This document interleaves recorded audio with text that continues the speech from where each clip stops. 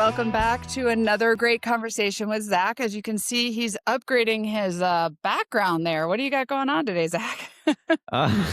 Yeah, it's new for everybody. It's the new studio I built at the house. So I have an actual recording studio, which is super exciting that we can bring out top tier content for everybody and make it fun at the same time. I love it. I love it. Well, thanks Yeah. for spending more time with me. Give everybody a plug right now of what other things you record, your podcast, and then your group, just so everybody knows who you are and where to find you. Yeah. Yeah. So we have Management Unfiltered, which is part of the Dental Unfiltered podcast, which is right here. I have it right behind me. Oh, that's Kirk pretty cool. Teachout and I, we drop episodes every week. We also have Dental Unfiltered and Clinical Unfiltered on there. And then we have my Facebook group, which is Dental Office Manager Leadership, right there on Facebook. Feel free to join for all the latest and greatest in dental practice management. Laura actually posting there a ton with Mango. We have great content from all of our partners in there, and it's just a great free resource for dental office managers. We just passed 18,000 members recently, and we're still growing. So join it, and hopefully you can learn something from it. It's such a need. And that's really honestly for office managers, leaders, and dentists, because management is management, right? So 100%. Yeah. So we're going to jump right in. We're filming this at the end of the year, but you can watch this at any time of the year. The topic for today that I thought we would kind of pick Zach's brain, and I'll throw in a couple of 2 cents here and there, is at the end of the year, January 1st, we start to like goal set. We start to look at how was last year? What does next year look like? Which you could do this at any time during the year. You could do this July 1st. You could do it whenever. So I thought we'd talk about, Zach, just throw out here for me when you're kind of at this spot and you're like planning for the new practice, planning for the new year, whatever. What kind of things do you think about? Do you start to put in place? Where do you go when it comes to management and planning for that? Yeah. So big thing is like, all right, we actually just talked about similar things on creating buy-in with your team. Kirk and I just recorded on that. So that's coming out on a new podcast episode. And we were talking about like where we were and like where we're going, right? And so that's kind of what one of the big things that we need to think about is like, okay, where were we this year? Where did we hit with our goals? Did we make our goals and did we succeed and surpass them? If we did, great. Then we need to advance our goals even higher for the next year. If we didn't, where did we miss the mark and why? And then implement goals that are according to what we saw in the trends this year. A point that you made, Laura, in pre-recording that I think is super important is pre-planning all your meetings out. I had, done it kind of on the fly in the past, and it doesn't really work very well because you end up missing a lot of time in a lot of meetings. What I would always do is have kind of a trimester series of meetings. So I would do a front office in January, assistants in February, hygienists in March, and then a full team in May. Okay. And then we reset in June. And so each department has a meeting 3 times a year. The all team has a meeting 3 times a year. And we can be a lot more intentional, and we have them all blocked out for the whole year, right? So we're looking at all of our meetings, all of our trainings, and then also CE, like you talked about. We're going to go in and say, hey, where are we going to go? What are we going to learn? Why do we want to learn it? How are we going to implement things? Because this all goes with our goals, right? We talk about, okay, we want to get another $1 million in production. Well, how do we do that? What are the tools that we're going to put in our tool belts in order to get to that? Maybe we need to increase treatment plan acceptance. So we're going to be utilizing, AI and imagery, or we're going to have better treatment plan presentation with digital treatment plans that are very simple for patients to read and financing options. But we got to look at all these things and actually strategize, okay, how do we meet these goals if we're wanting to gain that improvement? And then we look at our team. Do we have enough team members? Are we overstaffed? Are our fees high enough? One of the biggest misses that practices have is not evaluating your fees every year. Patients, if you do, a 3 to 5% increase, like a lot of times your patients won't notice a lot of that. And if they say, hey, why did that go up? Well, because everything in the industry is costing more. We stab ourselves in the foot when we go 5 years and then we increase it 5%. We're not seeing that growth with our practice we need to see. And that's one of the biggest players in your practice growth. If you're not increasing your fees yearly, is you're holding yourself back because nothing is getting cheaper, especially when we went through COVID, right, Laura? Like we saw gloves go to like $50 a box. Right. And it's like they didn't ever truly come back to back what they were. They came down a ton, but still we need to accommodate for that because we're paying our team members more, right? They're always wanting to be able to make and keep up with cost of living. So we have to be in that mindset and frame set of like, hey, it's okay to bump those fees. But then at the year end or year beginning, I think it's super important to meet with the owner. So if you're the owner, doc, then yes, I'm not saying meet with yourself. You need to meet with the office manager. Office manager, Maybe if you're listening, meet with yourself. yeah, and yes, maybe it's to sit down and go, I'm the one who has been pushing back on raising fees, which correct. times it is the dentist, right? Yes. Yeah. So but you need to come up with a plan. And I guess that is a good point, Laura. If you're the sole person running and managing the practice and it's just assistants and hygienists and front team working with you and you don't have an office manager, you do need to sit down and say, where do I want to go? What do I want to do? And who are the key components in the practice and in getting them involved and where you're wanting to go in the vision of your practice. Because if you don't plan, you're frankly just running blind. You had something you wanted to add in there. Yeah, well, I had about 7 things, but I'm so much Zach and I talk about this offline, just so you guys know. I've been on so many podcasts that I'm the one usually answering the questions, and so I'm not really good at interviewing, but I just love that I'm bringing all this content to everyone. A Yeah. couple thoughts. First of all, when it comes to raising the fees, like, I remember when we would raise the fees, our dentist would leave at the end of the year and go, "I don't even wanna see it," and then it'd be, like, the Yeah. 3rd week of January, and they're like, "Patients aren't even talking about it." Like, they don't even Yeah. notice. The Yeah. second thing we did is if there were specific fees that, like, you don't have to raise all of your fees. Like, if your No. whitening fee is something everybody just talks about, this is what whitening is, don't raise that fee if it's just comfortable. That doesn't mean you can't raise other fees. So that was that. And then the third thing I was gonna say is when you talked about if you're a dentist on your own, or even if you're not on your own, having a coach that Yes. pushes you. Even the best athletes have coaches, like, have Oh, because yeah. somebody needs to push you out of your comfort zone if you're the one who's running the show. So that Yeah. was my addition to So, that. so one of the things I love that Kirk says, he's a co-host on the podcast, and Laura, I know you know Kirk really well. He says, get comfortable with being uncomfortable. Because we're really good at being comfortable with being comfortable, right? And like so it's super important to have somebody push you out of that comfort zone and push you to do more than what you think you're able to do. And some people are self-driven in that manner and don't need as much of that push, but not everybody's built that way. And so if you want to hit these markers and you want to be prepared, um, you have to plan for it. You truly do, and come up with a game plan of what it looks like every quarter. Track these numbers every single week, every month, but then look at those quarters and say, "Hey, did I hit my marks?" And you're going to know very early if you're on pace for that or you're not.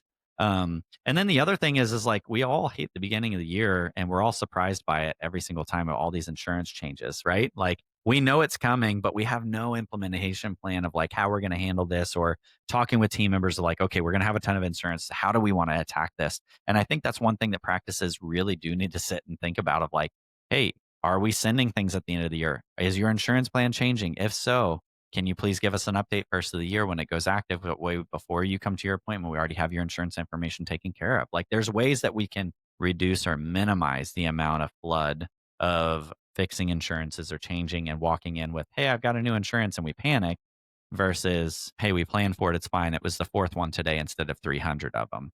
Right. Exactly.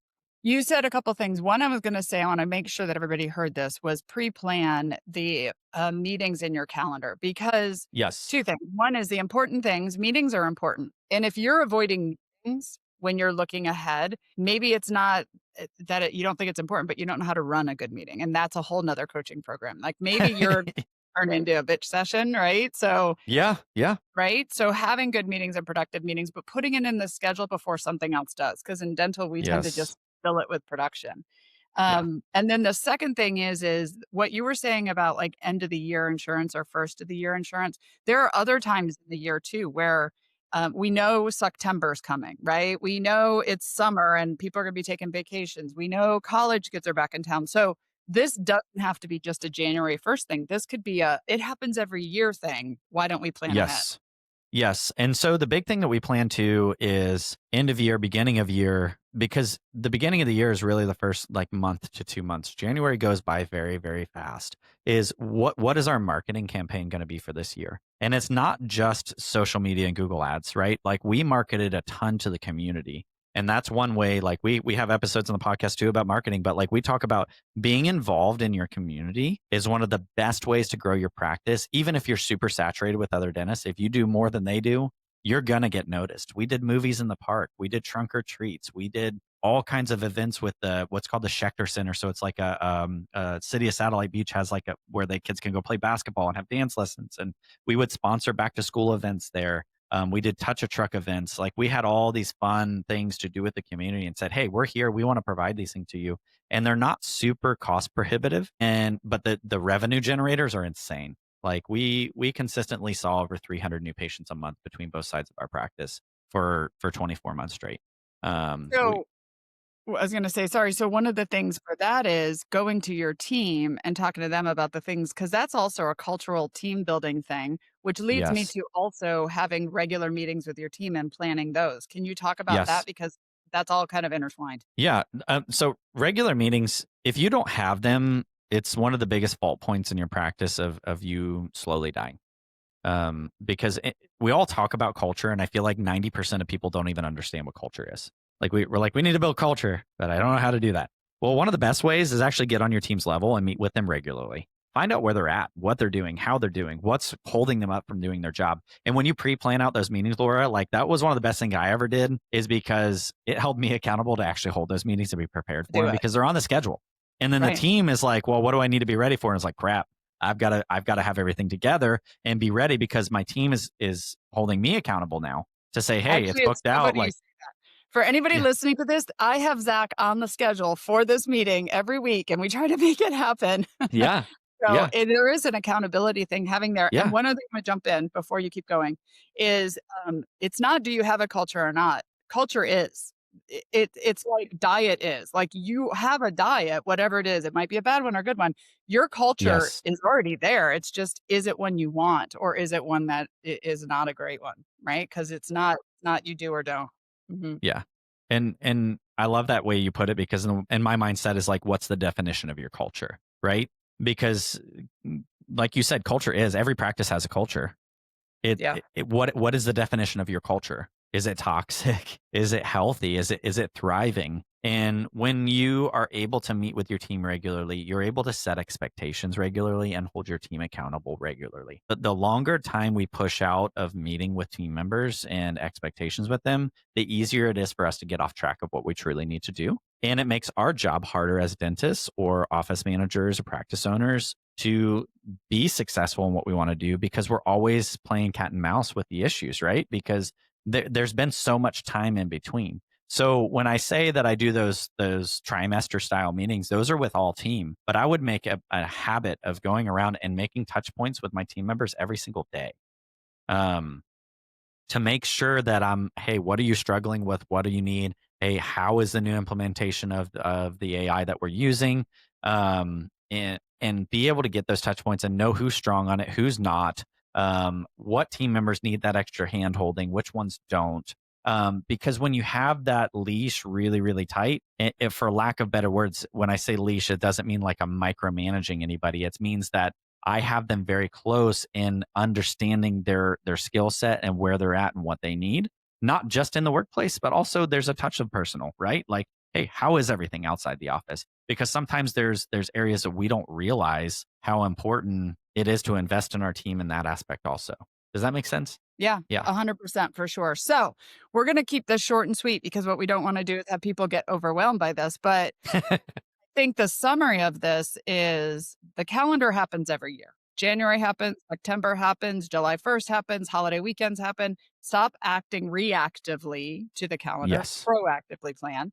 Yes. Work on your culture and your communication with your team because that's where you're going to get the most out of the best investment, the highest investment in your practice, Yes. and the creativity of, planning ahead and having the meetings and doing the fun things in your community. Is there any other last thoughts that you would give somebody who's like, okay, it's time to sit down and get serious about this? What else Yeah. should I consider? So I don't think it's really what else should I consider. I think it's really as how do I start today? How do I Okay. start planning today? And not say I'm going to do it in January. Why don't you sit down right now and start planning? Do mark goals off and write a list and just start marking one off at a time because once you start accomplishing something then you get motivated to accomplish more.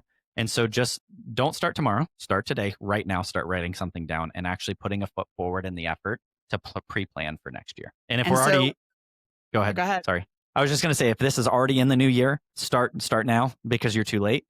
We can start getting and building that as you go through the year. And so one of the things I was going to say is put the link of this into ChatGPT or into any AI tool that you're using and say, here are the things that I want to focus on with my office. Here are the goals that I'm not good at. Give me resources to help me better meeting plans, schedule, whatever.